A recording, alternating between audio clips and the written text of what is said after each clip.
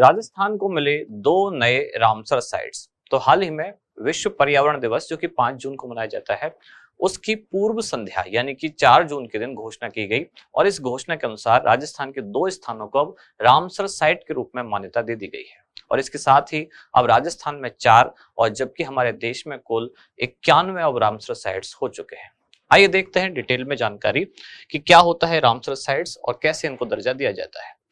राजस्थान के 2 स्थान, जिसमें उदयपुर में जो बर्ड विलेज के नाम से जाना जाता है मेनार और दूसरा फलौदी जिले का खींचन, इन दोनों को अब अंतरराष्ट्रीय मान्यता प्राप्त रामसर साइट्स में शामिल कर लिया गया है। 2 नाम है, एक है मेनार और दूसरा खींचन। इस तरह से अब राजस्थान में कुल 4 रामसर साइट्स हो गए हैं। इससे पहले 2 और थे। कौन कौन से? एक था केवलादेव और दूसरा था सांभर झील। केवलादेव जिसको रामसर साइट के रूप में मान्यता मिली 1991 में। ये न केवल राजस्थान का बल्कि हमारे देश का भी पहला रामसर साइट है। कौन सा? केवलादेव।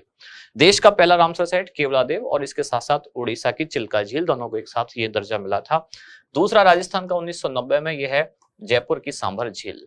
और अब 2025 में 2 और स्थान यानी कि मेनार और खींचन को भी रामसर साइट में शामिल कर लिया गया है। रामसर साइट क्या होता है, इसको समझने से पहले एक बात और बताई गई है कि भारत में अब कुल रामसर साइट्स हो गए हैं कितने? 91। कैसे दर्जा मिलता है? तो थोड़ा सा इतिहास बताया गया कि रामसर क्या है।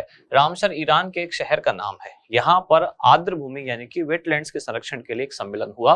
यह सम्मेलन हुआ था 2 फरवरी 1971 और इसी कारण हर वर्ष 2 फरवरी को मनाया जाता है वर्ल्ड वेटलैंड्स डे यानी कि विश्व आर्द्र भूमि दिवस।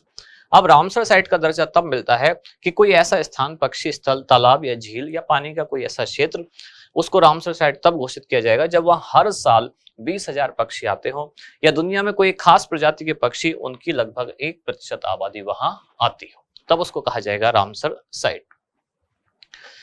अब आज का सवाल कि जून 2025 तक प्राप्त अद्यतन जानकारी यानी कि लेटेस्ट इंफॉर्मेशन के अनुसार राजस्थान में अब रामसर स्थलों की संख्या कितनी हो गई है? आपके ऑप्शन है 2, 3, 4 या 6।